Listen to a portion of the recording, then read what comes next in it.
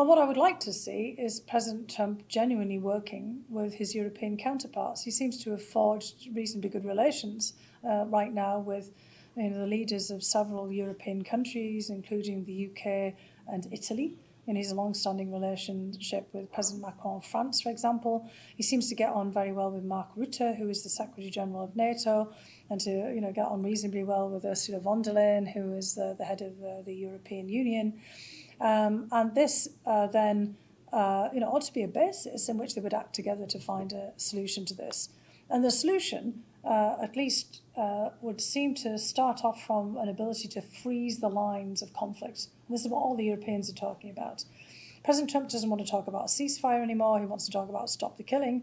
Absolutely, everybody wants to stop the killing. And he is absolutely right that just the colossal casualty figures of this war, this is something that, again, should not be allowed to happen in any fashion in Europe or anywhere else, for that matter, at this present moment. So I think we're all in agreement there, and the Europeans are certainly in agreement with President Trump.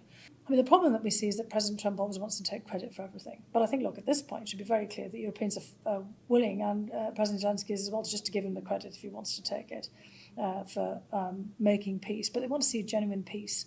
They don't want to just see something that's done always on Vladimir Putin's terms. And that's been the real risk coming out of Alaska. President Trump promised that there would be a ceasefire. There's no ceasefire. Instead, we've got President Putin meddling in American politics by talking about mail-in voting, according to Trump himself. And what's that got to do with anything related to Ukraine? And we now have Putin basically persuading the president that there's no need for a ceasefire because that gives strategic to one side over the other. Well, the lack of a ceasefire gives strategic advantage to Russia, not Ukraine. Anything that we see now is a strategic disadvantage for Ukraine. A ceasefire would have obviously helped Ukraine. It would also help Russia, in theory, if Russia wanted peace. But we see that Russia doesn't want to have peace. So Putin has to be pushed to see that peace, in the sense of stopping the killing, stopping the fighting, is the only alternative. There is nothing else that's there available to him. I think what Putin is looking for is a reset of the US-Russian relationship, which he seemed to get in Alaska. He literally had the red carpet rolled out for him, and Trump talking about all the things that Russia and the US could do together. But Putin wants to be able to have a semblance of victory. When Russians are asked, what do they want from the war? They want the end of the war, but they want a Russian victory.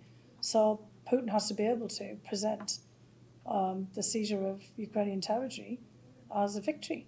And he said that he wants all of Donbass, which is Donetsk, Luhansk, recognition of those two regions, and Crimea, which of course he took back in 2014, and also Zaporizhia and Kherson. And the only glimmer of a concession is that Putin has sort of said that for now, and he may change his mind later, he'd be willing to take all of Donbass, which he doesn't completely control, in return for maybe having some negotiation of the areas he does not control in Zaporizhia and Kherson.